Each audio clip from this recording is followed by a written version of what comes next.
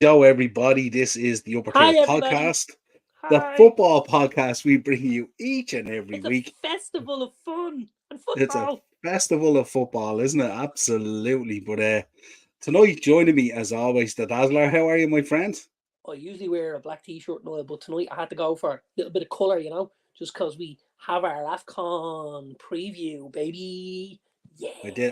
I did do our background and all. I made a I special know. effort tonight. I know I you actually did. even replaced our own logo with the CAF logo and I everything see and all. that. I, Yeah, I I see pushed it that. out tonight big time. I like it. I Um, do like it. But yeah, this is the kickoff of a month of our festival of football, of course.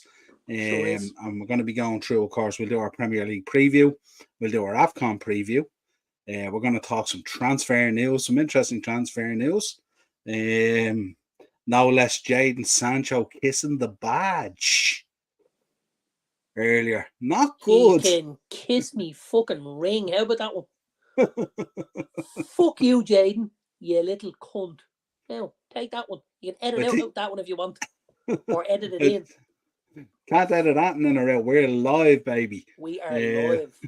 but Oh, yeah, we're hang gonna on. we're gonna I have it. Hang on, Noel. I have a message coming through. Hang on. Yeah, it's the Iron Cheek. He says, Jaden Sancho, you're a fucking bum, Bubba. But we're also going to be previewing the first, I think, either 5 or 6 games of the AFCON as well. And then we'll round it up with Beat the Bookie. And we also have AFCON Beat the Bookie, no doubt, as well. So Do do do do we're ready. do. We're Boo. ready to kick this. Let's get through the gang in the comments. How are you, folks? Daz is Hold in. on there. Big up, Daz. How are you? Hey, hey, Daz, how are you? Can we also talk about this lad that's joined Spurs, because he's obviously going to get tested for drugs straight away when he get there, right? Because this lad apparently turned down a move to Bayern Munich to get a flight to Spurs. Hold on a minute, lads. You fucking well in the head or what? Jesus Christ. And You know, opened up the door for Eric Dyer to go to Bayern Munich. But Genoa accepted bids from Bayern Munich and from Spurs, and it was all down to this lad. And this lad said, I give my word to Spurs that I would sign for them, and that's what I'm going to do. Kid, you fucking smackhead. You're going to fail the first drug test you get on because you're off your bleeding rocker already, pal. What are you like? it's very Cachado feels about it, isn't it? Oh, man. What could have been and all. Jesus Christ. Eno's in as well. What's the crack, lads? How are you in? Nilo, absolutely. Ace is in. Dazzler's favourite tag team brothers are back. Super kick party. The Bucks are back, baby. Good to have you, Um, Jerry. Good to see you, pal. Noel, did you You get the know, old school UK podcast channel? I did. I did. You sent it to me, didn't you? Yeah, I did. I haven't had a chance to look at it down flat out. Any Sancho updates? Looks very happy at Dortmund. That's all I'll say. Joanna's in. Hello, Joanne. How are you? Hope you're all good. sorry, I Um, did see, just looking very African, lads. Yeah, we tried. I just saw something that might interest Morris earlier. And it kind of sprung to me mind because, obviously Arsenal have been linked with some big strikers this January. Obviously Ivan Tony, and obviously there was interest in Victor Osimhen and guys like that. No, no, not Arsenal. They're going to Getafe for Borja Mayoral. Oh yeah, baby. You keep it real there for me, Morris, with you. You and them fucking bluffers you support. Told you you're a threat to nobody, Morris. Doesn't matter what that league title says. He's went to Anfield the other day and curled up and fucking died. Even we got out of there with a draw. What are you talking about, man? no, was that the Emirates? It was at the Emirates. You had the purple Yeah, jerseys on. You it had the was at the grey Emirates. jerseys on. Yeah, it It was at was the in the Emirates. Emirates. Oh, I'd say Liverpool are shaking in their boots And it's along with all the other unusual, and it's clubs. unusual for us to get a result against a team in all white as well. I'm just saying that, just putting that out there as well. Real vibes, but It's just not for saying. draws at Anfield. It's not for everybody. No, absolutely not. Daz, how are you, my friend? Daz, like any tag teams you are looking forward to seeing at the Rumble? Oh, listen, lads. Unfortunately, my favourite tag team in the world right now isn't a tag team anymore because I'm a big Uso fan.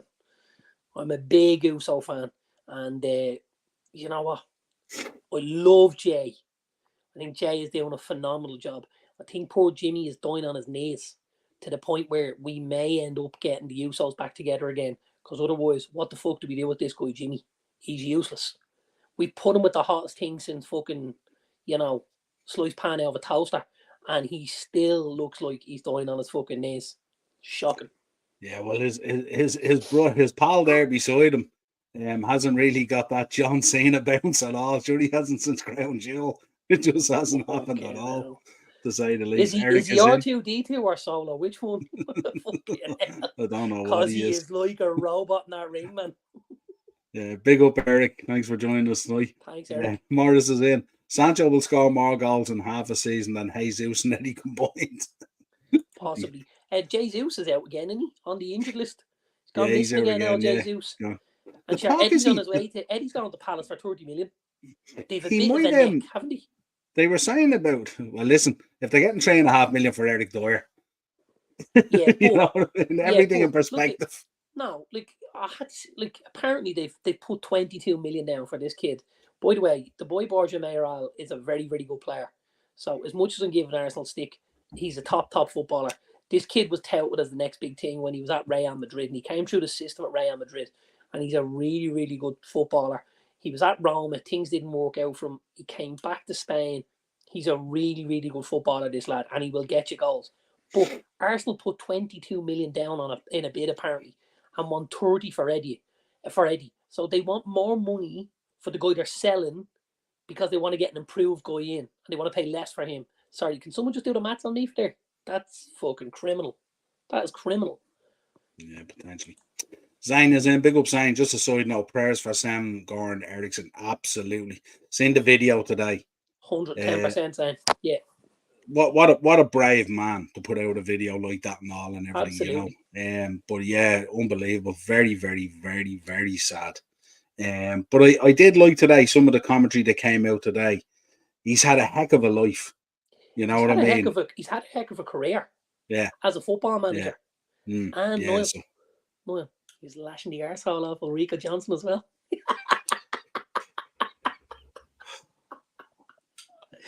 Go on, Sven! One for the boys!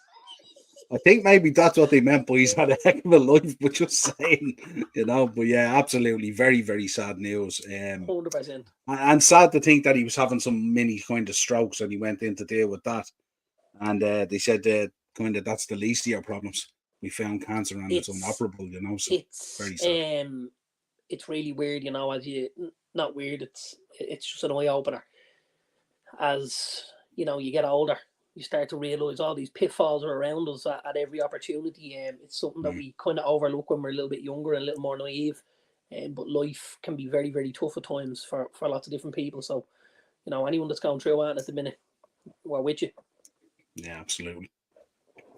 Baz is in. Big up, Baz. How are you, my friend? Hope you're all good. Good to Eric see you, Baz. Dyer is only on loan till May. No, he's not. No. 3.4 million. Deal done. Yeah, absolutely. Deal is done. Got that one wrong. Like a number of your results, Jerry. Now, give it over. Baz, what do you think the future holds for Wayne Rooney? I'd say when Gerrard gets the chop at El Etihad or wherever he is these days, they'll take Rooney in or something like that.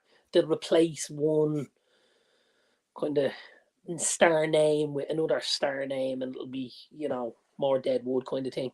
What have you made over the last week of the wave of players looking to get out of town, looking to come back? Did we see this with China before? We did, yeah, but I can't imagine Saudi Arabia's running out of money. Like China was a different thing. China contracted. Oh no, it did. It contracted as well. It did contracted. No, I'm saying money's not the issue in Saudi. No, that's what I mean. So that's it. It's not the same. It's not quite the same as China, you know. Well, it is in a sense that lads went for the bag, and then all of a sudden, you know, it was where we want to get out of here. This is a purely and simple. This is a way of life. This is, you know, the heat. This is the conditions that they've got to live in. Not that they're not beautiful conditions, but it ain't as easy as we think it's going to be over here. There's, you know, 4,000 fans at a game, at some of the games. The pitches and the facilities aren't anywhere near what these guys expected or were promised. And there's a lot of lads looking to jump ship, is there? Yeah, Hendo's looking to come back. Bobby Firmino's looking to come back. There's a few of them. Yeah, it just hasn't panned out It, the way people have thought. was it slight? Was it a slight oversight on behalf of the Saudi lads to buy a lot of the aging stars? To go and buy your Bobby Firmino, to go and buy your Jordan Henderson. Would it not have been a better idea to go and buy your Garnacho, to go and buy your Conor Bradley, to go and buy It's a much more younger. it's a much more difficult convincing though, isn't it? Because these are guys who probably have aspirations to win Premier Leagues and Champions Leagues, and the legacy of their career. I feel like at that age, money's a huge motivator, much more so than it is towards the end of your career, because at the end of your career, you've made an awful lot of money. You know what I mean? You've had a good career. I think it's an easier but I sell. suppose if your career, as we said before, from a building block point of view for the Saudi lads.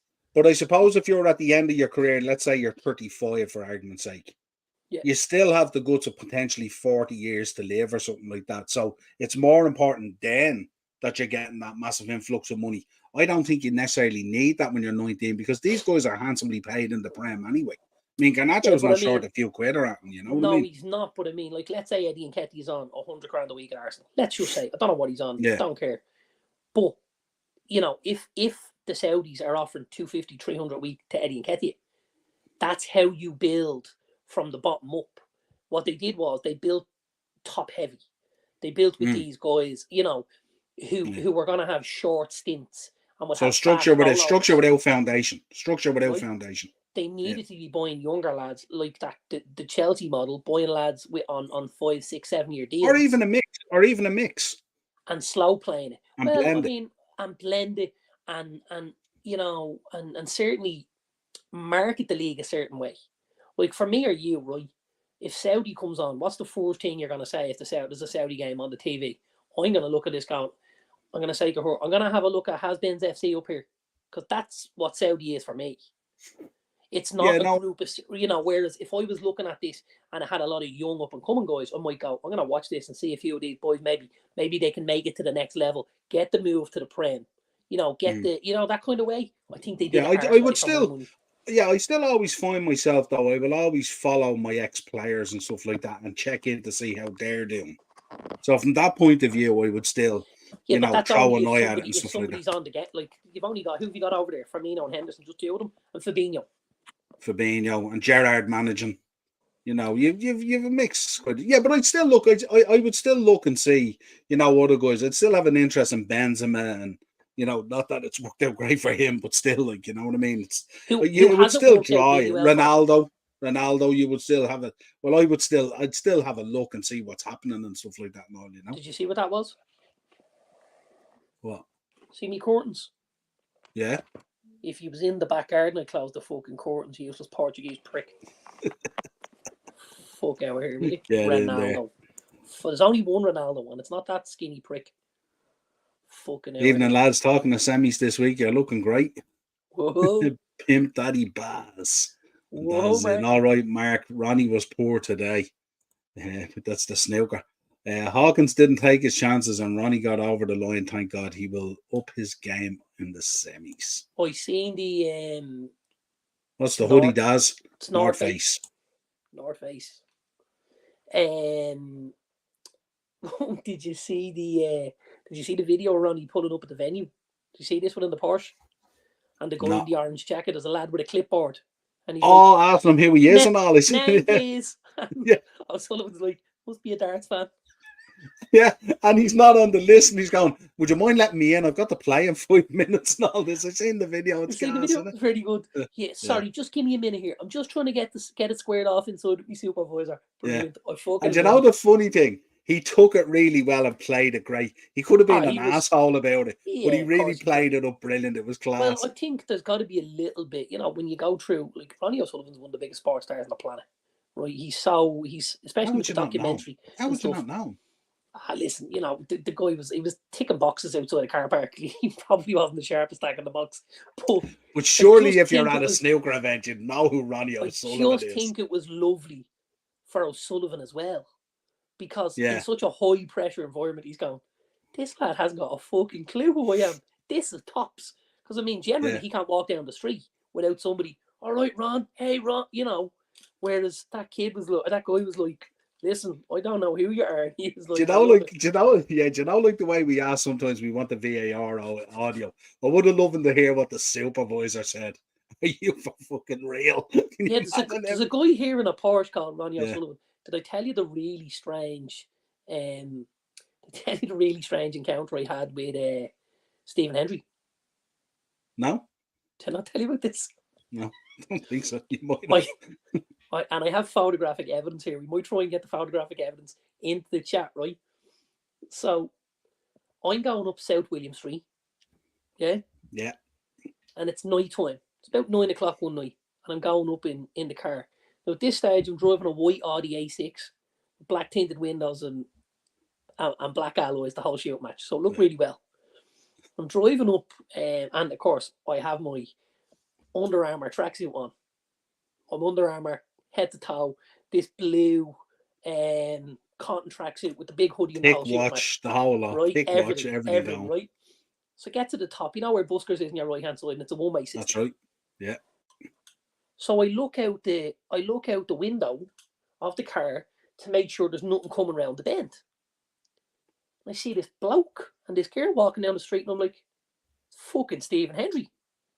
So I turn the car down the wrong way, and there's another little street then turns back on itself at the back of St. William Street. Yeah. Right? And I turned the car down the lane where him and this bird have just walked. I roll up right beside, put the windows down and go, all right, Steve. Now, he's absolutely belugas, right? Now, I mean belugas drunk. It's only about 9 o'clock.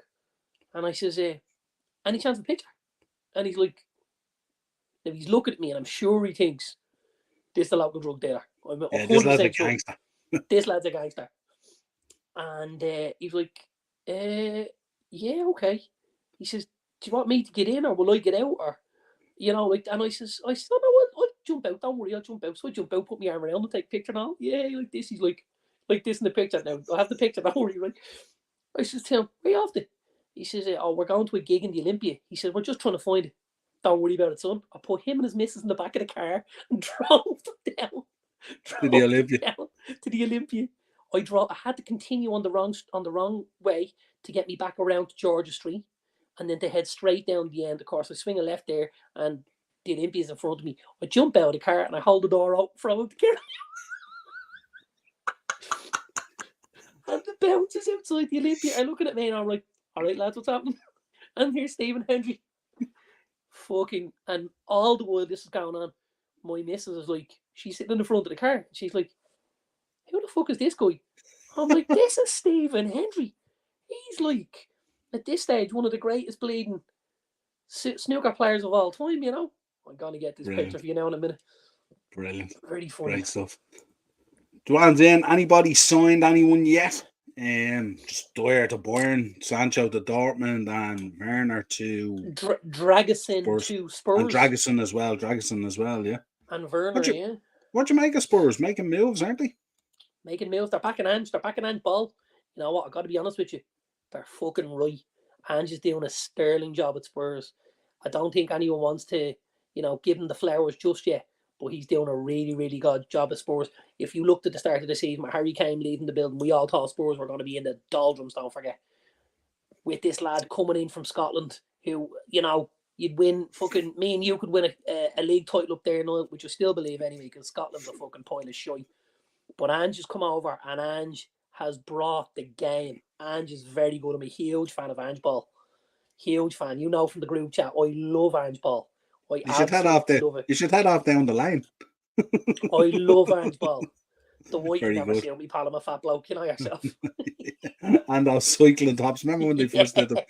I have a thought, Joanne, you should get Farley TV on your show to do his impressions. Joanne, I would love to get him on. He's an absolute legend. Some of the stuff he does is classic. His Kane and his Rooney. Remember he started doing Rooney in the American football helmet when he went stateside and all. You brilliant stuff. Ready for the picture? Yeah, go on, give us a look. He doesn't look too bad. You can tell he's had a few of them. Yeah, and you can see where we are in town there, and me in the Under Armour tracksuit and all. Deadly. pal. Deadly. He looks like using some of these as thumbnails or something. That's the 7th of June 2014. That's 10 years ago nearly. You haven't aged today. Gas crack. Gas. Tops. Right. What else would you be at? We better get into our preview, so. Sure, listen. We'll start with the Prem. Let's start with the Prem. Burnley versus Luton. Hang on to get up my predictions here because I don't want to. Oh, yeah, I've only got one set. Okay. Excuse me. Burnley and Luton. Yeah, I wasn't. Gotta say, I wasn't overly impressed with Luton last week with their draw home with Bolton. They only made a few changes and stuff like that, but they'll need better tomorrow night if they're going to take out now a Turf Moor. Burnley have not. I wouldn't say they've turned the corner, but they've certainly started to put a few more performances together under Vincent Kompany. You know, you can still see for me what they're trying to do with Burnley. I don't necessarily think, as I said to you, he's got the budget or the players to play the kind of football that he wants to play. But I think he could do a phenomenal job somewhere with a better playing staff and with a slightly bigger budget, if that makes sense. I expect it to be a few goals. I expect there to be a few goals in this game. And I don't necessarily think Luton will get over the line. I think it'll be tough going to Turf Moor. I think Kompany will have them well drilled in the hill now. These are the games we need to win if we're going to stay in this league. Like, this is a 6-pointer, really. Yeah, I know it's only January, but this is a 6-pointer. Big game for both teams, isn't it? Yeah, big game it's a for both teams. Huge game. Well, it's not just the picking up 3 points. It's the hit it's the hit against the head of the other team. You know, them not getting 3 points that really gets you over the line. I am going to say 2-1 Burnley. 2-1 Burnley. Yep. Dad's is going for 2-2 Luton, and Joanna's going for 2-2 Luton. Interesting. Acers reckons it could be Potch's P45 game. Don't think so. The West London Derby. Is this a preview to the cup final? I wouldn't have thought so. Ooh. I wouldn't have thought so. I mean, I'd be thinking the exact opposite, to be honest. Would you? Yeah. You'd have to think Chelsea are going to beat Middlesbrough at home. Don't know. You know, I don't know. As much as it kills me, I'm kind of a fan. I'm becoming a bit of a fan of Carrick. As hard as it kills me. But listen, Chelsea will do a number on Middlesbrough at home. Absolutely. Chelsea are 100% I genuinely, and I'm not winding you up, I would think your toy with Fulham is more up in the air than theirs. You know, because obviously Chelsea have the home leg to come. You're the goal up, but you have to go to the Cottage, which isn't an easy place to go. And it's a place that you've stuttered a little bit at times. Yeah. Do you know? I think both will be quite close to finish with, if I'm honest. I only think it'll be a goal or two either side. I think it'll be nice and tight, which is what you want. You don't want someone steamroll another team over a 2-legged semi, which is great. What do I think is going to happen in Chelsea Fulham? I think it's going to be Chelsea and both teams to score. That's a little tip of my hat to my bet later on. I'm going to go 3-2 is not far away, Joanne. I'd say 3-2 is not far. I'm going to just say 2-1 Chelsea, but I wouldn't be shocked if it was 3-2. There you go. Do you know what? I want to give a shout out to someone, actually. I want to give a shout out to someone. Because you know we piss on players an awful lot around here. We give out about how shit this fella is and shit that fella is. Do you know who's really, really good and has surprised me? Good to have you back, Jack. We missed you, pal. It was very quiet without you. The boy Bernd Leno has been very good at Fulham. Really, really good. You know, not just last night. Was he good last night? Absolutely, he was good last night. Game after game, this guy is good. Look at his scoring in fantasy football to tell you how good this guy is. His shot-stopping ratio. You know, he gives up very few giveaways. There's no huge mistakes. If you're going to score goals against him, you've got to beat him. He's tidy enough with his feet. I think he's really an unsung hero for him. And I wanted to mention his name tonight. Yeah, big up, Jack. Welcome back, Paul. Yeah, absolutely. I don't know. It's an interesting conundrum, isn't it, when you think of Arsenal as well? Emi Martinez off to Aston Villa, awesome. Yeah. You know, Bernd Leno off to Fulham, awesome. You know, Rams, you know. I had this conversation with a fellow Man United fan last night. And do you know what I brought up? Here's what I brought up. I brought up Liverpool from the 1990s, who had David James, who couldn't save stamps. until he went to Aston Villa and Man City and became the England #1. You had Brad Friedel, same again, couldn't save stamps. He went on to Blackburn and Spurs. He was outstanding. He's had Sander West. James was West Ham, wasn't he? And then he was Villa and City. Yeah, he was good at West Ham as well, though. Very good, absolutely. Yeah. Then he's at Sander Westerveld again, who was okay for a season or two, hit the skids, then went to Real Sociedad and won a fucking league title. Right? And got Player of the Year in Spain, I think, after 3 keepers all failed at Anfield within 3 or 4 seasons of each other, all left the club and projected themselves in a much better light. You know, so it does also go to show that it's not necessarily just the performances. It's carrying the weight of that jersey, carrying the weight of that crest, carrying the weight of those fans, and being in the spotlight, because it's not easy in there. You know, we all talk about it and stuff like that, but playing for a big club, you're under that microscope all the time. Yeah, Jack Markey will give you your thoughts on that. Rob Apter from Blackpool signed for Tranmere. Marky's Blackpool fan as well, so that'll be interesting. Jack's off to the game on Saturday with his mates. Enjoy it, my friend. Enjoy it. Jack, will I tell you something funny? My young lad played against Tranmere last year. I must find out what age group it was. Played against Tranmere last year. Interesting. He's on a little recce over there and played against them. Interesting acers. When you hear my beat the bookie later. Nice that you heard that. All teams to score this weekend, so we'll give a little prelude to that later on. Anyway, Newcastle versus Man City. Ask Jerry, who does he think, which team is going to score the most goals? Jerry, which of the teams is going to score the most goals, pal? Which one? Who's going to get the most of them? Which match or which team?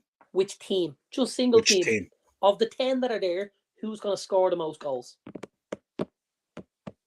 It's an interesting one. It is. Sure is. It is. Newcastle, Man City.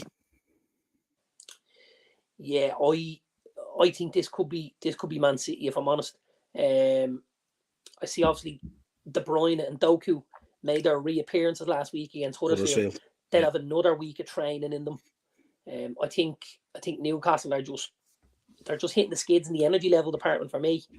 A huge amount of their game is based on the fact that they're going to play at 150 miles an hour all the time and be really busy and in your face and stuff like that.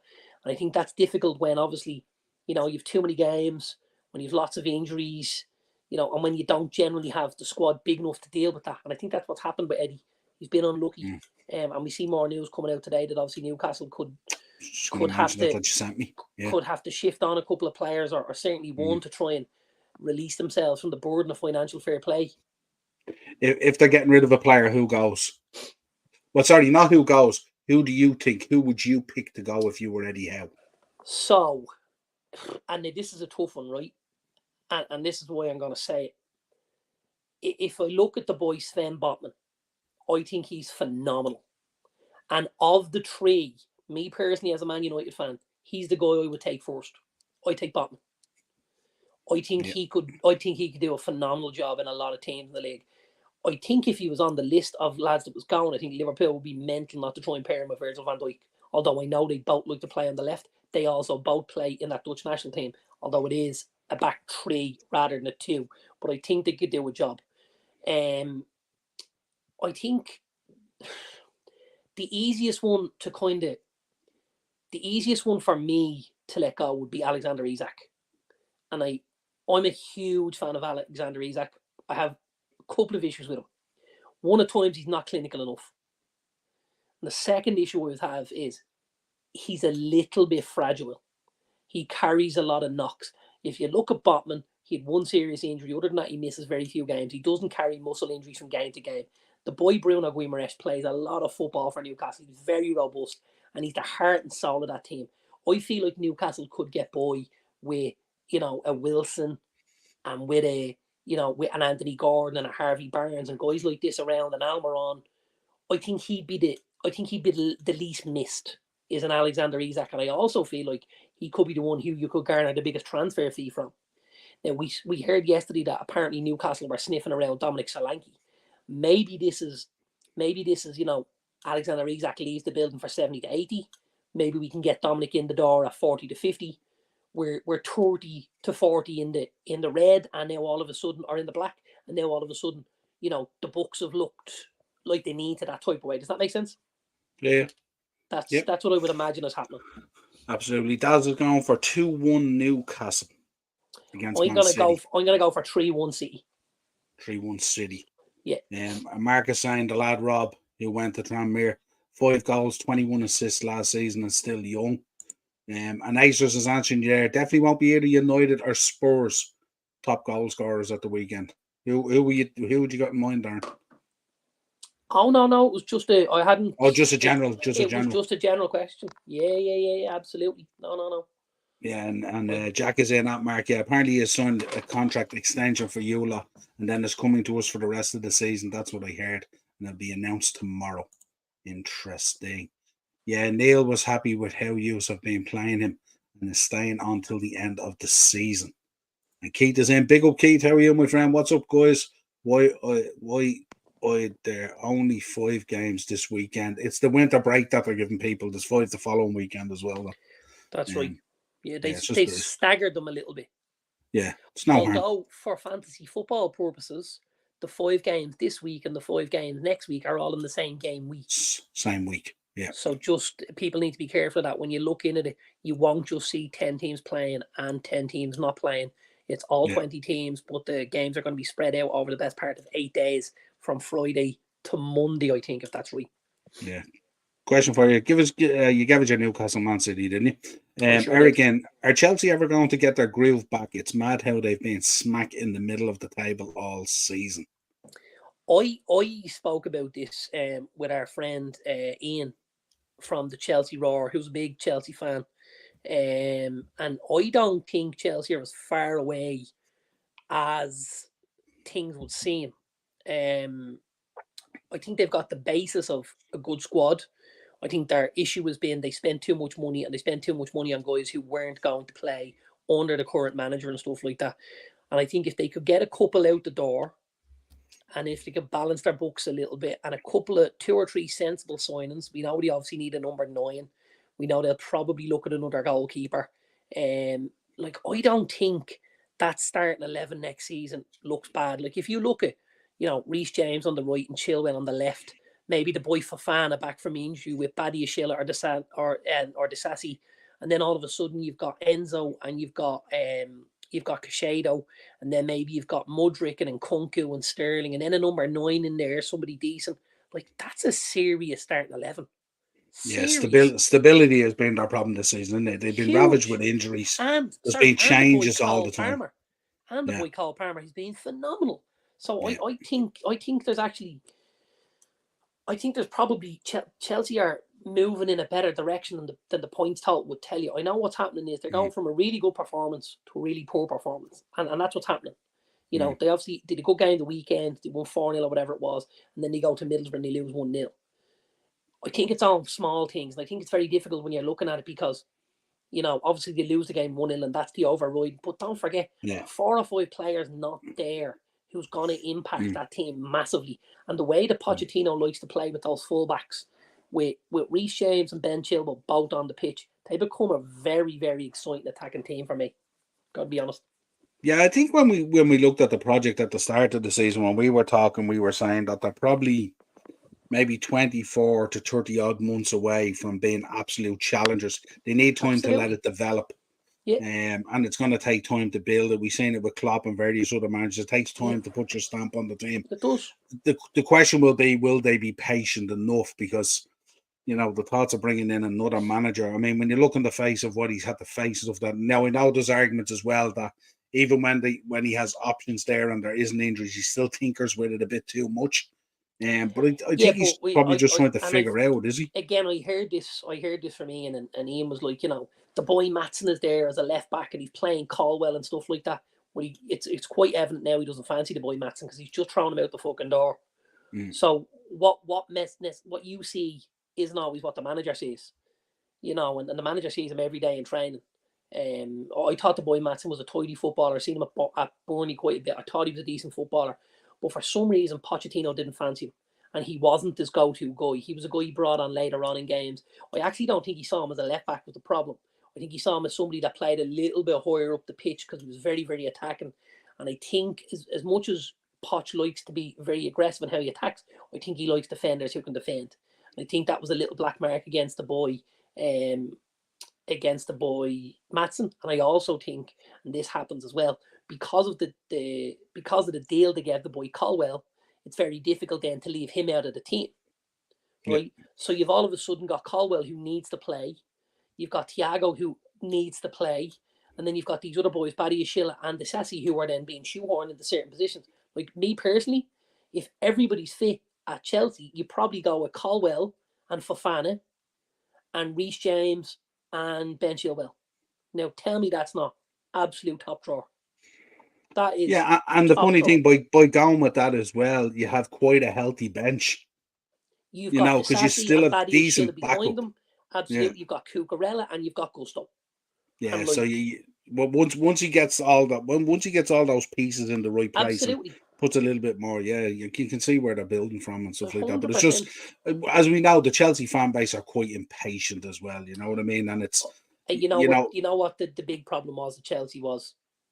Chelsea, as we spoke about, Chelsea the best owner in the league, and it was a guarantee of success with Roman, and guaranteeing success is very, very difficult. But Roman was able to do it year in, year out. If it wasn't a trophy we were going to win, we were going to be in for the next one. And that was always how Chelsea rolled. And Chelsea have been spoiled. And they're just getting brought back down to earth. That's all it is. You know, they're back into the real world. And it's back into having to grind for those trophies. And they're not just going to, fall into your lap and stuff like that. That's all it is. That's exactly what's happening at United now as well. Obviously, we had Ferguson. We won trophies based on, Ferguson and the teams he was able to put together. And when he leaves the building, that stops. And then the fans get a little bit short. And but where's our trophies? And nobody's a God-given right to win a trophy. Everyone needs to go out and earn it. And you've got to put your best foot forward. And you've got to put, if it's a league title you want to win, you got to put 38 feet forward. And that's a huge thing to do. Especially when you've got teams like City and Liverpool who are just points accumulators. Just every season, 85 plus points. To compete with that, you have to be at a fucking phenomenal level. Like phenomenal level. Yeah, we've seen unless you're in around 90 points, you're not even in a title race. Not a title race. It's mad. You finish off on 85, 86 points, and people are going, "Oh, well done, you got fourth." Yeah. What? What the fuck? Yeah, you go back 7-8 years ago, you would have won it by 10 points. You'd have won it by, you know what I mean? What did Leicester win it by? Don't know what their title was. I know United won it 1 year with 76, was it, or something like that? Or was it Arsenal? One of them anyway. I think it was United won it 1 year with 76 or 78 or something. It was crazy when you think now that, like we lost it with 97. It's madness, isn't it? Right, yeah, Everton, Aston Villa. Everton and Aston Villa. Sorry, I'm just going in here now to look at this now. Say something out.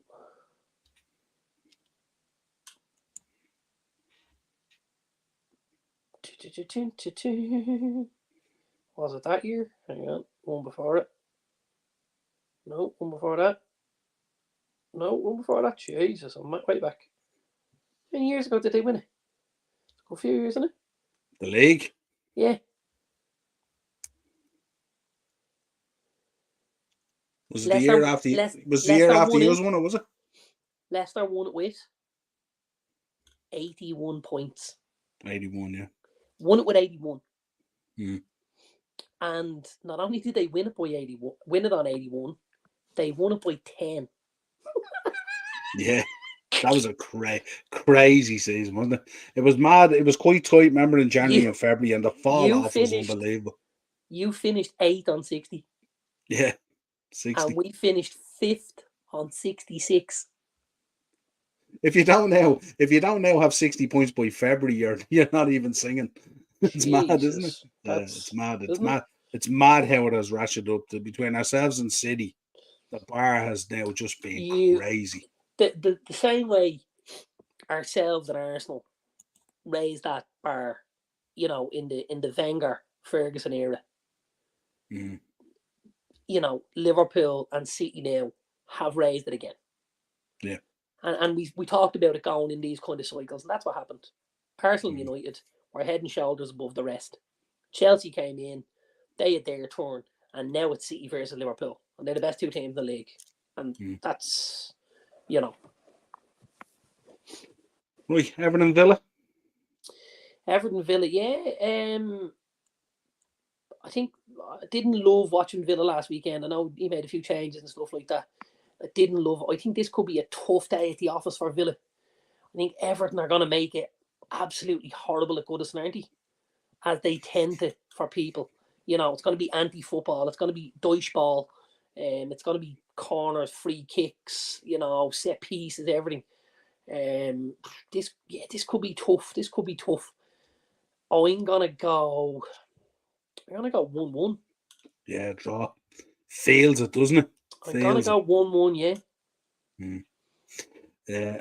Jack saying Chelsea League counter for next season looks like shit. It reminds me of the USA national team. I have to say, and I said it the other night, the kit they wore the other night against Middlesbrough looked really well. I really liked it. And I got to be honest, there is a US national team one, which is a blue one with the stars in it. And my young lad got it when we were over there in Ting, and it's absolutely beautiful. Beautiful. It's a Nike one. You got it in the Nike outlet. You think we will see a different KDB next year? He will be 33, and imagine injuries will start to creep up with him even more, and he's coming to the end of his peak years. I'm not too sure. No, I don't think so. Sure. The only reason I don't think so is Kevin De Bruyne was never somebody that was going to run past you. You know, he never had like those explosive energy levels or that speed. Kevin De Bruyne always beat you with talent, with ability, with passing, and also with seeing the picture really, really early. You know, so for me, I would have him in a bracket with a Paul Scholes, with an Andrea Pirlo, guys that actually got better towards the end of their career because they understood their craft a little bit more, if that makes sense. So I would say no, Keith, but we're there to be proven wrong and shot at. You know what I'm saying, Paul? Yeah, absolutely. Yeah, I don't know. I think when you look at players like that, I've seen when we go to the Legends games, you see guys in the same ilk as KDB, and even as legends, they never lose that passing knowledge that they have. You can see they can spray balls around. I've seen Brian McClare do it for United's legends and Celtic legends and stuff like that. I've seen Ronnie Whelan do it down here in Greystones and stuff like that. They just don't lose that passing ball knowledge when they're on the pitch and stuff like that, which means because they're so good at that, they don't have to work as hard, as you said. They don't have to put in that mileage and stuff like that. They're just a couple of beats ahead of people all the time, you know, because they're playing in their head. They're not playing on the deck. Yeah, you look at players like KDB. No one ever really talks about his kilometers that he's put in a match. Yes. You know what I mean? It's in that sort of a case, if we look at somebody on the opposite side of the ball, right? Yeah. Like a Roy Keane. Roy Keane was all action. Roy Keane was in your face. Roy Keane was energy. He was up and down. So when Roy's energy levels went, Roy diminished quite quickly as a player. Yeah. Whereas, you know, he went to Scotland and couldn't really get the game by the grip that he wanted because the body was failing him. KDB's not like that. You know, he's got an awful lot more ability than somebody of a Roy Keane, let's say, because he plays the game a different kind of way, and he, you know, he's a completely different kind of player. He's a much more of a finesse sort of a player than that kind of in your face kind of, you know what I mean? Yeah, compared to if like you're a box to box guy and you're putting in the mileage. Yeah, absolutely. He doesn't need to be box to box. He picks it up 5 yards outside of his own box and he can pass it to their box. Puts it right on Alan's toe. Why would he run? Yeah, the only reason he runs is to celebrate. I think Newcastle will get a draw against City this weekend. City have been steamrolling teams this season. No, they haven't been Keith, but they've been quietly efficient. Then they've just been nicking teams off, one, and that's we talk about it all the time. League title form, same as Liverpool, just beating teams, and beating teams you're playing badly is really what it takes. Yeah, Nigel Atkins, super wide army. There you go. There you go. Kevin De Bruyne looks ridiculous in Belgium away, Tintin blue kit. Yeah, he's rocking the new hairstyle as well. Sure is. So yeah, slightly different. Man United versus Tottenham. This is going to be intriguing, isn't it? Now less Timo Werner gone into the Tottenham side. Intriguing. Yeah. I don't know who it's going to be in fucking intriguing for, but I find it's probably not going to be too intriguing for a fucking me as a United fan. But hey, well, hey ho. No, this is going to be tough, as I said to you. Yeah, I was thinking that, Keith. I love Ange Ball. I absolutely love it. I think the biggest issue with Spurs, obviously, this weekend is they're missing a lot of talent. If they're missing like 5, 6, 7 players, Son is obviously headed off on his hollybops. He's gone to the Asia Cup. You've got the boy Madison, who's still injured. You've got Papissar out of the middle. He's gone to the AFCON. Basuma's gone to the AFCON. Van de Ven just made it back to the bench last weekend. They've got a number of injury Spurs in key areas. Romero possibly might be back. It's going to be a little bit of a disjointed squad, but in saying that, they've still got a lot of quality. No, they still got Kulishevsky. They've still got Richarlison and Brennan Johnson, and obviously Timo Werner adding into it now, and they've got Hallberg and guys like that, and like they'll put a foot forward, Spurs, and I think I think Spurs will get something. I have this down as a 2-2. I think there's going to be goals. I think the issue is going to be, the two defences here.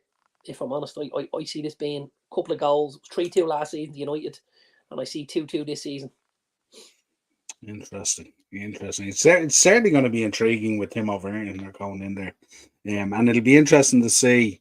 A lot of people talking over the last week or so when this deal kind of came about and stuff like that.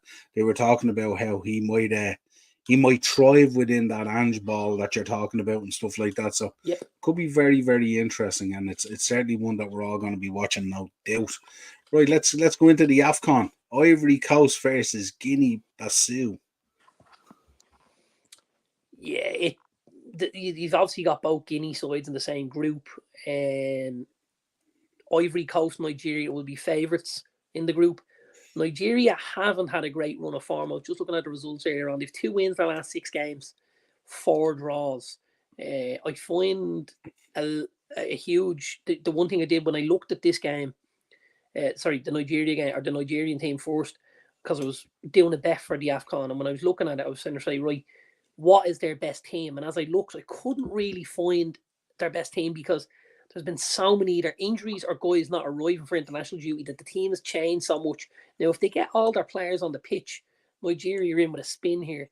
My issue would be if they don't get everyone on, they could really struggle. I'm going for an Ivory Coast Nigeria double here. Okay. Senegal versus Gambia. Yes, Senegal. Senegal's squad is probably the best squad in the competition. I know they're not favourites for the competition, but they're up amongst the favourites. And I just think Senegal they've an awful lot of quality in that side, don't they? Yeah, I think so. Yeah, I think they're obviously one of the favourites, so they are. I think they're about 3rd or 4th favourites. But the betting's quite tight. I mean, your favourite was Morocco. Egypt are up there with Morocco, or just behind Morocco. Algeria are part of the conversation, and then you've got Senegal and hosts Ivory Coast. In like, there's some decent teams there, to make it a good competitive tournament. Like, I would say from the quarterfinals on, you could kind of see any result. And don't forget, if you've watched AFCON over the last couple of years, there tends to be a lot of fucking shootouts. Tends to be a lot of penalty shootouts, which makes it very exciting, actually. Very exciting. Here's a little tip before we go to beat the bookie. Yeah. Yeah. At the beginning of the knockout games,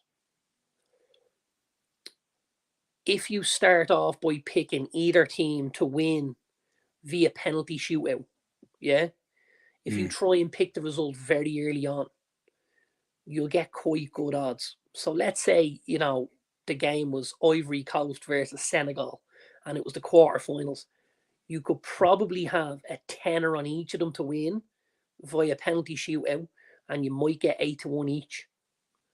In which case, you only needed to get the penalties and you're a winner. Yeah. Do you know what I mean? So you can be clever and pick up money quite easily. And a lot of the lads here, the game is very physical because of the heat it's played in and because of the shitty pitches. And a lot of guys, you'll see the level or the kind of intensity drops out of the game. And when it gets to, the likes of extra time, the lads are just looking for a penalty shootout and they're like, fuck this, we'll stop running. So you'll really see it where they start dragging their heels, and you'll know, here we go, there's a penalty shootout on the way. You'll spot it. Yeah, we seen it. We seen it when we covered it last time, didn't we? As well. Yeah, I think we were watching one of the penalty shootouts as well, and it was like, was it 11-10 or something? It was 11-10. That's right. It was something crazy, wasn't it? Yeah, that's right. Crazy. Yeah, absolutely. Was that not Egypt? Was it Egypt? I don't think it was the final. It wasn't the final. Sure, it wasn't. The last one was the final, wasn't it? Egypt versus Senegal.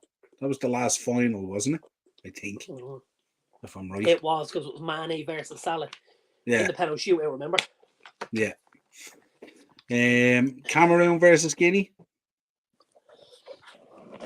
I suppose it depends who's in goal for Cameroon, doesn't it?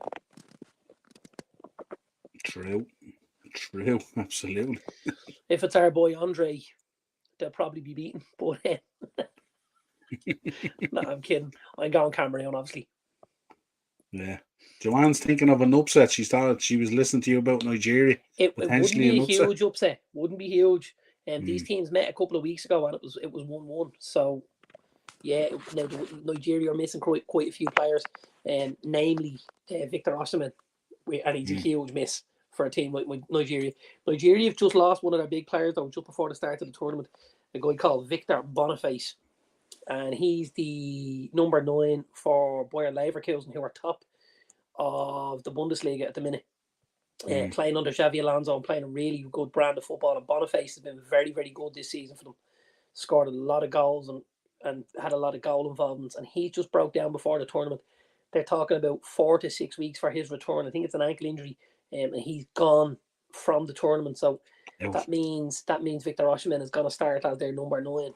Along with the likes of Kelechi Iheanacho and stuff like that. And they've a good squad, but they won't be happy to see Boniface injured before it starts. Joanne's banking on a lot of upsets at the first round of matches. Nigeria won Angola too. That would be a huge upset. That would probably be the biggest upset of those 5 games for me, because Algeria are, there will be that would be a huge upset. I think Algeria will go pretty far in this, if I'm honest. Yeah, I think so as well. Yeah. Yeah. So we don't see. I mean, that the only potential upset you're thinking is the Nigeria game, based on those first few games. Yeah, possibly. Interesting. Right, we'll come back to it as part of our Beat the Bookie in a few minutes. Anyway, we'll talk a little bit of transfer news at the moment. I think we've covered Timo Werner. What do you make of the deal, though? Potentially, like if it works out, they have an option to buy him there at 15 million. I think it's really good value. Yeah, it's good business, isn't it? I think it's really good value. Well, I mean, 15 million, the likelihood is he could come into sport for a season or two, not do a whole lot, and still go out for 10 to 12. So, therefore, you don't huge a big chunk off your principal sum, which is really, really clever. Because as we saw with the likes of United, when you bring 85 million Sancho in and you loan him out for 4, that's what's going to get you killed at the end of the day. Yeah, absolutely. I think it's very clever business because they bring him in, they have a chance to try him out. If he works, they can have him for 15 million, which is a snip. Don't forget, if he works and things go really well, like he could be on his way to Bayern Munich for 40. So I think it's a good idea. Yeah. Corvo, I'm gonna answer that question for you. I have no idea why, when Nick Pope got injured, you guys didn't pick up the phone and call David De Gea and give him an offer till the end of the season. Yeah, you mentioned it, didn't you, in Christmas shows? Yeah. That was absolutely 110% what you should have done. And I don't know why you didn't do it. When I say I don't know why you didn't do it, I understand why you didn't do it, because financial fair play is impeding you from doing things. But that certainly would have been the right call for you guys. In saying that, I think Dubravka's done all right so far.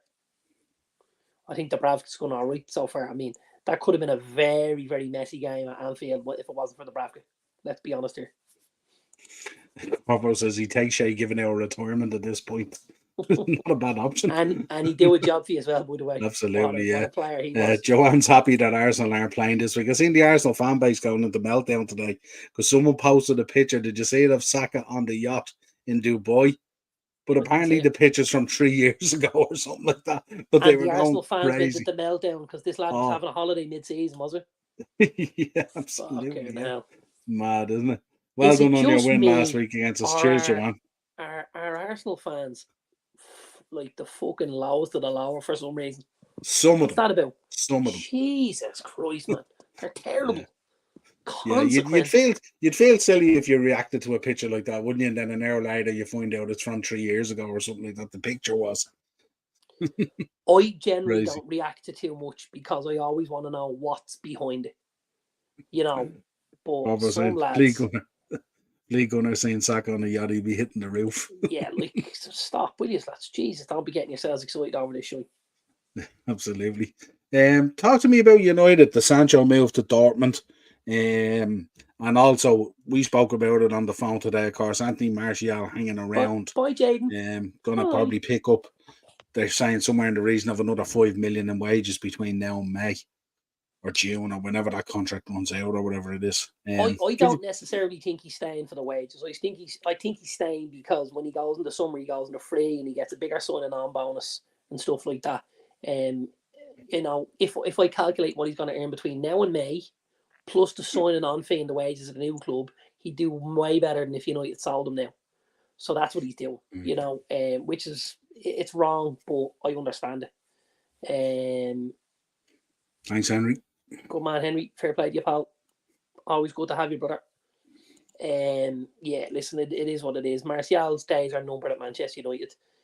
They should have been under Jose Mourinho. We should have let Spurs buy him.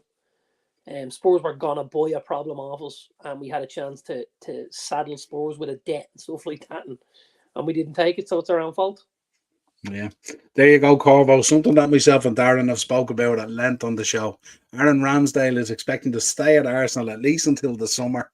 Chelsea and Newcastle are interested, but neither looking to spend on a keeper in January. Okay. Me personally, only me. If I'm Chelsea, Aaron Ramsdale's never going to be my number one.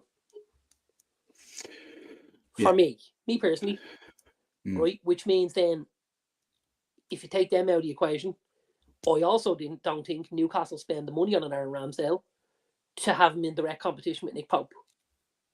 Not when know Nick Pope's 8 out of 10 every week. Yeah, it'd be the Reyes situation again, wouldn't it, really? It'd be the Reyes situation all over again. So we don't necessarily see Newcastle or Chelsea being overly interested in either of them. I think it would be a really bad move for Chelsea. I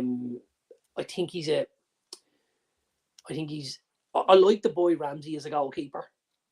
I don't necessarily think he's cut out to play at the very, very highest level.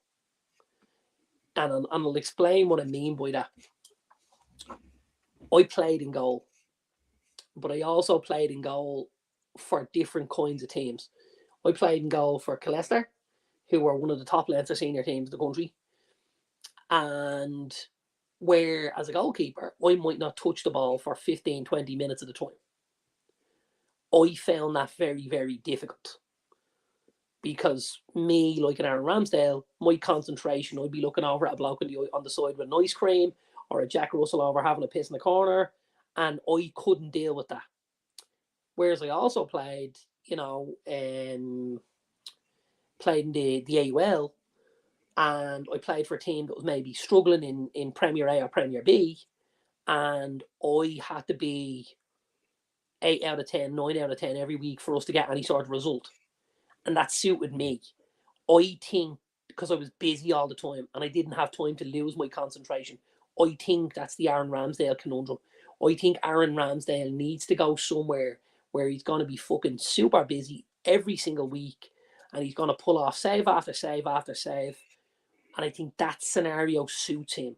I don't think he's suited to a really big club who defend well, who want somebody to be, almost mundane in that position and not do anything stupid or silly. Or I don't think that's Ramsdale, and I think that's why he'll struggle at the very, very top for me. And I do like him as a goalkeeper. Yeah, he doesn't fit like an Allison or an Ederson. Sure, he doesn't, where occasions in match you're called to be world class and you have to show up. And don't forget, and the one thing I love most about both of those keepers is at times you'd forget they were on the pitch. Yeah. You would forget Ederson and Allison were on the pitch until the ball breaks and they have to make a world class save and they keep the game at 1-0 to Liverpool or 1-0 to City and they get the 3 points and take it away. That's not Aaron Ramsdale. Aaron Ramsdale needs to be making a save every 5 or 6 minutes to keep that level of concentration. Is he athletic? Absolutely. Is he agile? Is he a top shot stopper? Absolutely. The kid makes really bad decisions. We've seen it some of the times, and the ball's over the top and some of that. He's coming out making these kamikaze dives. He's poor decision-making process with the ball at his feet. Chelsea do not need anything like that. Absolutely not. And I don't think Newcastle would look at him, given the fact that they've got a Nick Pope who does a lot of those other things very well. Nick Pope, for me, outside of your Alisson and your Edison, would be up there in the Premier League for that guy who, doesn't have to do an awful lot, but then is called upon the last minute of the game to make a save and win your game. Boom, he does it all the time. I have a lot of time for Nick Pope. It probably doesn't help your cause if you come out and talk about how you struggle with focus and stuff like that. No, but I see Ramsdale as a very similar character to a Jordan Pickford. Like Jordan Pickford's a very athletic, very agile goalkeeper. We've seen him make saves. He's a top shot stopper. But that doesn't mean he's a top goalkeeper. The distribution isn't great. Henderson's obviously, structurally, he's a little bit smaller than you'd want for a top class goalkeeper. And then he makes these fucking crazy decisions, and you just think, pal, what are you doing? What in your head thought that was a good idea? And that comes from that lack of concentration and that lack of focus on decision-making process. That's all it is. We seen it the other day with the header, remember, the OG? He was in no man's land comfort and he wasn't anywhere near it and stuff. Just like and looking around. The talk was actually if he had stayed in his line, he might have had a chance of saving it, actually. He'd have caught it. Yeah. 100%. Yeah. Mark, so for you lads, who is the best commentary duo of all time?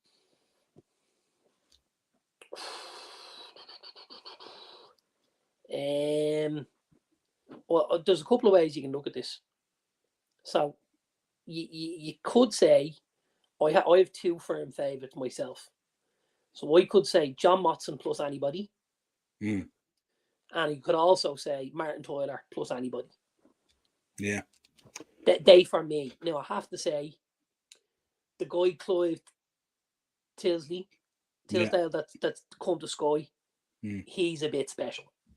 And I mean that in a good sort of like he's phenomenal. Yeah, he's I love when he comes in with the intro and stuff like this, and he talks about the tantalizing game, and you're like, this guy is just. It's like somebody was just born to do something, and it's awesome to listen to, and it really creates an atmosphere, for the viewers of the TV and stuff. I think it's really important.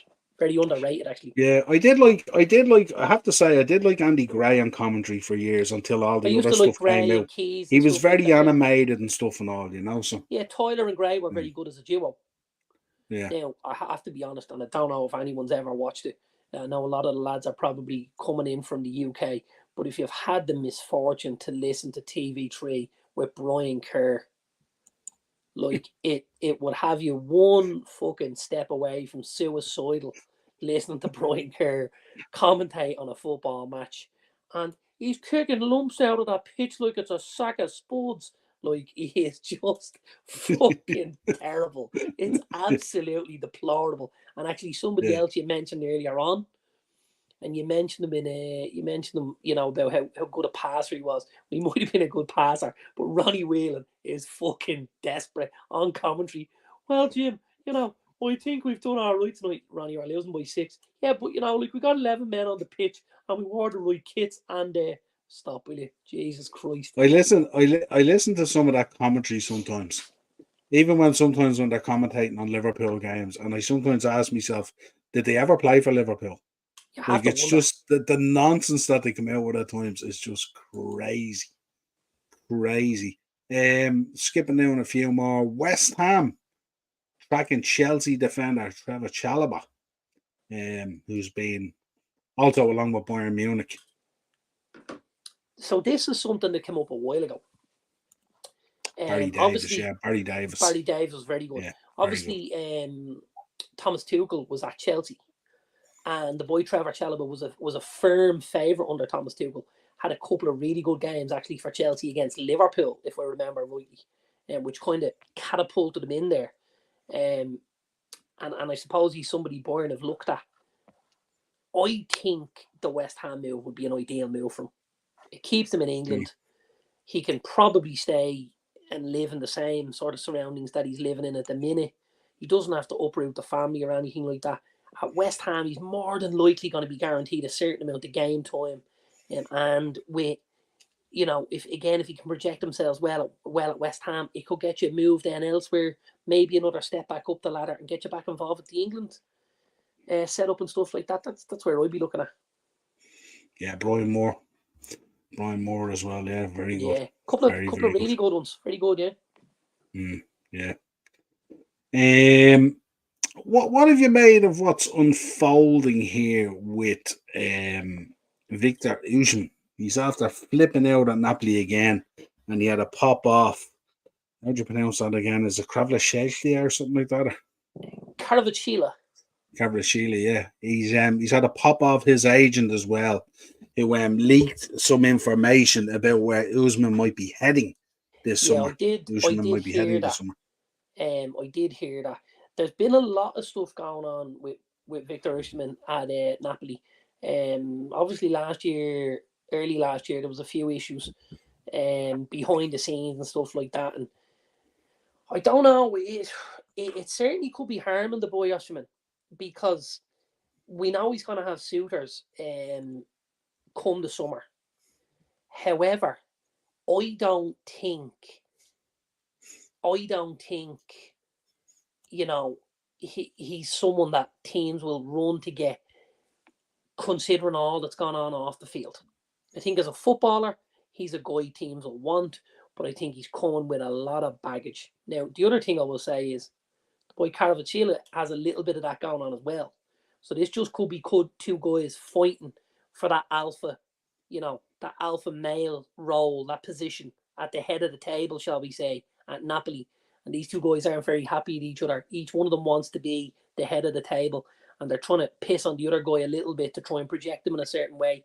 I don't love it if I'm De Laurentiis at Napoli. I want to stamp it out. But I'd also, from the two lads' point of view, if I'm playing for a club like Napoli, who are a phenomenal club with phenomenal history and traditions and stuff like that, I'd be keeping very, very quiet, because we know those Napoli fans won't put up with a whole lot. Yeah, and they're kind of they've had a drop off this season as well, haven't they? Somewhat as well compared to last year. So yeah, Daz is talking about Tony Gubber. Tony Gubber was very good. Yeah, 100%. Absolutely. What have you made of this other one as well? Dutch journalist Marcel van der Kraan has confirmed that Ajax are in talks potentially with Jordan Henderson, but they face competition from 2 Premier League clubs. I would struggle to imagine why Jordan Henderson would go and play in Ajax at the minute. Anyone that's been watching Ajax are a sinking ship at the minute. They're having a really, really poor time in the Dutch Eredivisie division. I don't know where they would facilitate or how they would facilitate such a deal when that Ajax are a team that they've always looked to sell their talents and stuff like that rather than spending big money. Like Jordan Henderson's going to cost you a wedge on wages, right? Absolute wedge. And I don't imagine Ajax have anywhere near that kind of money. I know they were talking about Premier League clubs, and there was talk apparently of Newcastle being one of the teams that were interested. I did hear that was pulled off very, very quickly from the Newcastle contingent, and it was said, not a chance is he coming here. He's a big Sunderland fan, we know. He grew up that neck of the woods, and he came out at Sunderland, and he was pulled off straight away. I'd see him hard to I think we'd be hard pushed to see him get out of Saudi. I have to be honest with you. Yeah. Unless he's willing to, give up the bag, go the opposite way than when he got out of town, Here's the thing: if he's done 6 months there at 400 grand a week or whatever he's done, right, you can afford to go somewhere else and play for almost free, can't you? Yeah. Well, apparently, the word coming out as well is that the Saudi club are looking for decent money as well. They're looking for a decent fee as well. That's the part I heard. Yeah, because they dropped a sizable fee on him going out there as well. Another one of them good Liverpool deals, huh? Absolutely. Getting money for a guy like Jordan Henderson. We can't have another Lee Clark deja vu. This is true. Absolutely.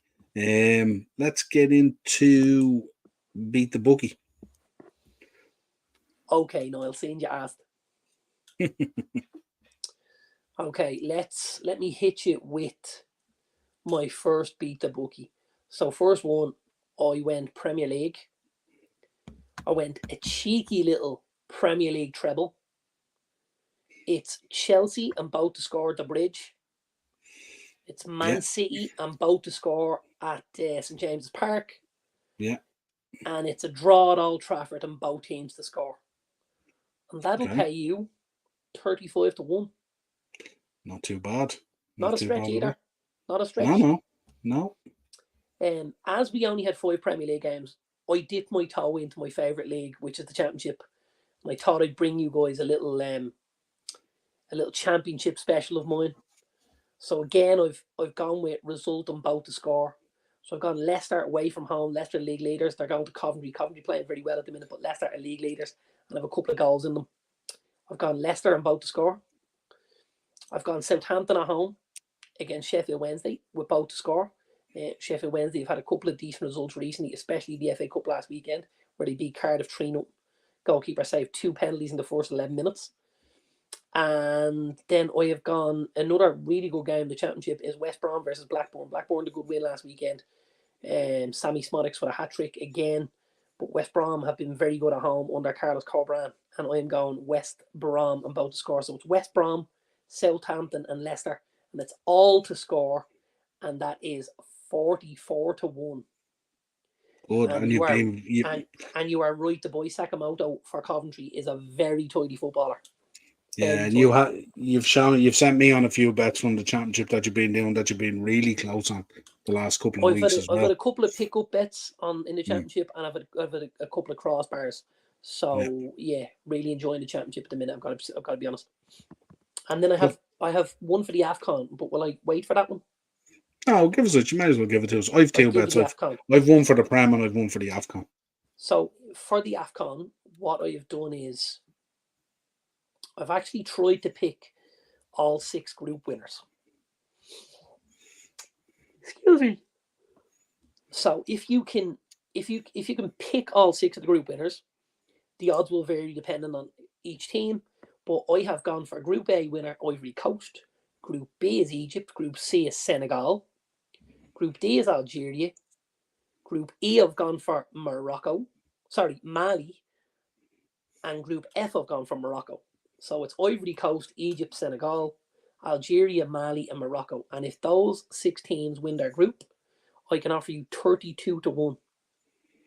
And tell me this, are they all favourites or have you gone for something? So Morocco, Algeria, Senegal, Egypt, and Ivory Coast are all favourites. The only team that I've chosen who weren't the favourites were Mali. They were second favourites in the group. But I think they might be able to get the better of Tunisia, who are the favourites. Interesting. Good. Right, for the Premier League, I followed Acers earlier in the chat, and I had already done the bet. All teams to score, and that gives you 10 to 1. All teams to score. So that's totally kind of because it's a reduced schedule as well. It's just kind of a fun bet that you can look out and kind of, it doesn't matter who scores, your bet ain't out. You're still in with a chance. All the goals add to your bet, really. Yeah, exactly. Yeah, that's a nice one. Ian, I was going to hit the hay. Cheers, pal. Appreciate it. Thanks, good to have you as always, pal. And then for my AFCON bet, this may not stack up with your thinking. There'll be definitely one iffy one in it. But I went with the Ivory Coast -2 I went with Egypt -2, and I went with Senegal -2. And I might have to rethink this because I went with Nigeria -2 as well. And you're getting me thinking on that now, so Well, I'm not listen, too as I sure. said to you, the Nigeria squad has a huge amount of talent in it. There's a couple of injuries, and at times they don't get everybody on the pitch at the same time. I don't know whether the manager knows what his best 11 is. Yeah. Because if I look at it, you end up with like a guy like Boniface starting the game, and then he's bringing Osimhen off the bench after 55 minutes, and I'm like, oh, so there's a few things going on there. But if Nigeria put their best foot forward, they more than have enough to beat Guinea and stuff like that. Yeah, so they're the four. They're the four I did -2, and that pays you 310 to 1. And that's why it's 310 to 1. Yeah, and funny enough, you called it well because the Nigeria one is the longest odds of 4 to 1. Yeah. So there you go. So interesting. So you might be able to peg it back. You might be able to peg it back to maybe 100 to 1 if you go all -1s or something like that. I don't know. Maybe have a look at that. Maybe take Nigeria out and just go with a treble of Ivory Coast, Egypt, and Senegal. You'll still get real good odds because Ivory Coast are 23 to 10, Egypt are 10 to 3, and Senegal are 10 to 3. You could even do an Egypt-Senegal double there, and you'll pick up nice money both at 10 to 3 potentially as well. Absolutely. We know there's goals in them, so both at -2 might be. Or you could do something maybe if you wanted to do 3 of them. You could do maybe a patent, your three doubles and a treble or whatever it is, or something like that, and might pick up good odds there if one drops. Yeah, so there's options there. So they're the ones. They're the ones I picked out for the first 4 or 5 games or whatever it is there. So, but there's not it's hard to find value in it, especially in the AFCON as well, because as you know, looking at the tables, and we looked at them last week as well, the gulf is massive. You will get the odd upset here or there, but in general, the gulf is massive. Yeah, you're gonna get a couple of teams that hand out, a couple of beatings to teams. But then you will also have some teams that frustrate and some teams that manage to. I feel like because of, and I know like we mention it all the time, but I do think it plays a huge part. Generally, the pitches are really, really poor. That doesn't necessarily suit good teams. That suits poor teams. Yeah. Because that gives poor teams a foothold in the game. Bit of a leveler. It can level it, and you're looking at a team like, Equatorial Guinea versus Nigeria there. If that's played on Old Trafford, Nigeria maybe go out and win 2-3-0. Because it's played on a bog marsh, in 35-degree heat, life becomes an awful lot more difficult to break down the team because of the energy levels and the shitty pitches and the bad refereeing decisions. They all kind of merge together to make things very, very difficult. And what happens is you end up seeing little, somebody will beat someone 1-0 or there'll be a 0-0 draw or 1-1 draw or something. It'll be tight like that. Yeah, and you could have a cohort of players on those teams that are struggling in the group and stuff like that are just used to playing on poor pitches because that's what they play on. Absolutely. So for them, it's pretty much home when they're playing on them and stuff like that. Whereas if you look at someone like a Mo Salah trying to operate on a pitch like that, it's way much more difficult when he's used to playing week in, week out on billiards tables, basically nearly. So absolutely. But it's gonna be interesting. Really looking forward to kicking off. I'm looking forward to the opening ceremony on Saturday as well. We always really enjoy it and we love covering it and stuff like that. And you're always guaranteed a crazy decision or an unbelievable goal or something crazy. Just to put into context for anybody that hasn't seen AFCON before, this is the Jeremy Beadle of football.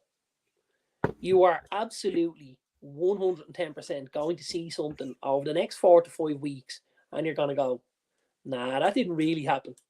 But it will have. Some country's president has come onto the pitch to talk to the players because they're 4-0 down at halftime. And you're like, this didn't happen. Oh, yeah, it did. Oh, yeah. And even the referee and interpretation and stuff like that. Tribal dancers with him.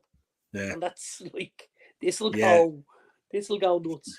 Carvo, definitely watch it. You'll definitely enjoy it. It's a little, it's a guilty pleasure for me and Darren, really. And you know what you'll do, Carvo? This is what you'll do as well, because I do this too. You'll watch a game and you'll watch, two teams play each other. And you look and go, this right back's not bad. Where's he play? Right? Yeah. And then you'll tap in and you'll find out, he's playing in the second division in Belgium. And you look at this kid, and he's going up against, a guy in Serie A or a guy from Bundesliga, and he's keeping up with him, and he's doing this, and you can really, they talk about the blood diamonds in Africa. You can unearth some absolute gems at this AFCON as well, by the way. You can unearth some absolute gems if you can spot the talent on display, because there's a lot of talent on display. A lot of talent on display. I heard Mane is no longer playing with the under-18s. He's moved up to the under-21s. Love it, Ted. Good evening, Ted. How are you, my friend? Absolutely. Yeah, well, that's it, Paul. Another show. We will look forward to our update on the AFCON next week as we do. We'll look at some of the results and something like that. No doubt we'll have key moments to talk about. I'm really happy with how the hair looks tonight. Yeah. I put the filter on for us to take years off us. Didn't work on mine. It worked with yours. It did the reverse on mine. Yeah. My wife might even be interested in me when she comes home later. Look, I look all right here. Samira Simba is performing in the AFCON. Jerry. Oh, Jerry. Stop it now, Jerry. Yeah. But yeah, pleasure as always. Folks, if you could, really appreciate you in the comments there, as always, and in the chat. Hope you enjoyed the show. I will be back on Monday with the Monday mashup with Mark. I'll also be back Wednesday with Pro Wrestling Weekly, and again next Thursday again with Darren. We'll give you our AFCON update, what's been going on. Joanne reckons you got hair like Elvis. A lot of talk about Elvis and Michael Jackson today and all this stuff going on. Did you see? Apparently the boys are alive and well, apparently. So there you go. Honky tonk, man. Honky tonk. Someone said Elvis and fucking Michael Jackson are alive well. Yeah, apparently, did you see the video came out today? Apparently a video came out where his brother let something slip, and apparently Jackson's, Jermaine or one of them came out with some interview or something and let something slip, and apparently then a video released, I don't know how true it is, but a video released of the ambulance, the coroner's ambulance pulling into the hospital after picking up Michael Jackson at the gaff. Right. And Michael Jackson climbs out of the coroner's ambulance and walks into the hospital. Now, I don't know how true it is. I've just seen it, but I do like that stuff. You do know how true it is. Give me that roll of tinfoil over there, and I'll put it on my head. Yeah, there you go. I do. So, like what are we walking into a bar in the middle of nowhere in the States, and we're getting Michael Jackson, Elvis, and fucking Tupac all sitting there having the whiskeys? Like, I might do if I go and see Hogan in the bar, I might do that moonwalk into the DDT. Would that work for you?